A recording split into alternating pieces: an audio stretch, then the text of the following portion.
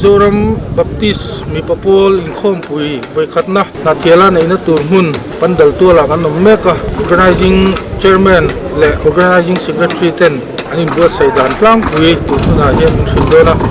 organizing secretary pubia ka hian ani buat sai dan tlang pui in han thil se masain kalome ti rual chon e MDMP in khom pui vai khatna kan thriat to le kan an puan zang to thinang khan hei tun kar zirtop zana toin kan han tran sodon ani a chumi turatan chon tun din munai hian za asom kuwa le pariat borrel so hi chu kan in bua saina kan zo kan tia a hun taka tran thei tur khan engkim a hi kan ruam man fel ni in kan in sui a tuna hian in akal phunga hian mi balai hi sang thum atanga sang thum zanga hi chu nei ngei tura kan in ruam mana chu tiang tur chuan ko ran sung ko tin te po mi kwal te thleng turin an bua sai mu pa tin a kho chung trim thima po hi ti hian unit BMP mai ni lovin KNP thlengin vai na ko ate a sarkar tenen a ko san lampang pol tenen ti ngian man la chho mu boka tu voi ni thleng mai po hian ati fel ngai a chul mam ngai lai chulin tuna hian kan han omme kani a chuan eng po ni sila le hun thleng tur hian pathian in min fuanga kan in bua sai na kong sang sanga hian enghian in khring chuan a thabel kan dua alo phache lo de pon a patni na tali chuni tura chuan kan in ngai ve a sanitation lamain pe thoa refreshment lampain pe toa pandal tian chul mama ni a decoration in anti tur anan ti zo khat toa tem te ben han ta hlek so alo oma chu chau chu ni de umaya chu diam chu kan bin mun ani atin water supply lampang po anin bun fela tui na la kut sil na tu na hian en siembe ka ni po voi ni an zawanga chu diam chu kan bin mun tang ku ani a tin light and sound lampang po hun taka man he ngei turin tuna hian ain buat saya an pe an ni po za asom kuwa ang hi chu ain pe towa a hunna ti e na mo han on de waka an ma ba khan de mai to ani chung chu kan bin mun ani atin traffic chung chang lama po kan traffic committee lampang te pi lama kan sarkara SP te disol SP te tiang chuan an tangklanga ruam man na fel fai tak mai an siam boka e hun chunga hian zalen tak le nuam taxi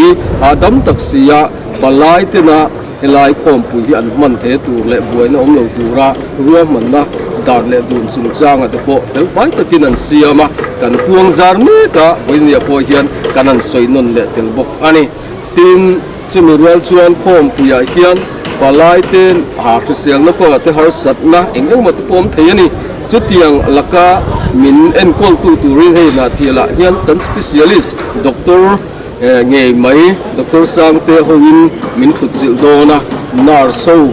te ni department lampang po min pur puya an ho tu ter chunga po hian lom tu kan soi lo thei lowa an ni po alin ruam mana eng kim mai kan momo te ain la khom to ani ti kha kanan soi tel bok ani organizing chairman pastor somtean nge ni spiritual lam an buat sai dan mi han thil le sela le galome kanin khom pui tura hian emi lang thei mi sing in buat sai na kong tin reng chu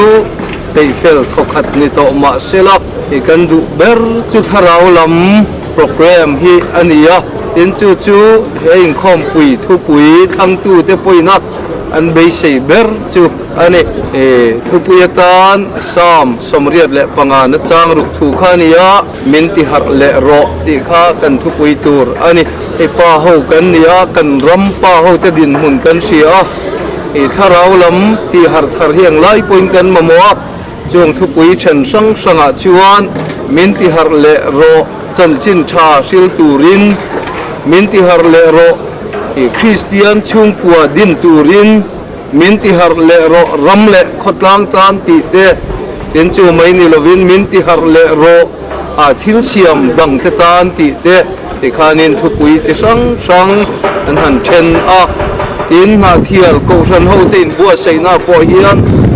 ki poi mo ber chu tharau lam thil ania trong trai tang te kan bua saya bethel na tur mun te kan bua saya chu mun chu February ni ngan khanin na thial kho pui chung ko than sang te kal kho min pathian ne na kan na te Bethel ho na hun te in bul kan chan to bok ani tin chu tlanga chuan kan evangelist team a thatak mai evangelist bilal than lian ten min thut jil dona counseling mamote tharau lam in tuai tharna mamote tong trai tur kal te mai ba ka counseling mamote tan po anni anlo reng don ani in pandal nung so mal som na room kan tia so mal som na pin dana sonin chan vo nei tur zong te lut zelin chung te he na po chuan pathian mal som na dil saka tong tra in kan spiritual committee ten hun an lo mangzel don ani kan du ber chu tharau thiang lim pol thar na ne na ein khom pui hi manga a har na min ti har le ro te kan tong trai na le kan thu pui hi alo thlen dik nei kan be sei tatani ein khom pui ron kal zong te hian tharau thiang lim pol har thar na kan chan cheu kan dua chu tiang ang chang tur chuan zoram ko than sang a pa ho te in khom pui ron manga ron kal cheu turin kan so vet chewani lim taka in khom pui mang turin a palai tam thei ang ber ron kal turin kan so ma cheu alo mo me Tinggal di Thailand, minti harle rong, nama suami tinggal di Thailand, minti harle rong, nama suami tinggal di Thailand, minti harle rong,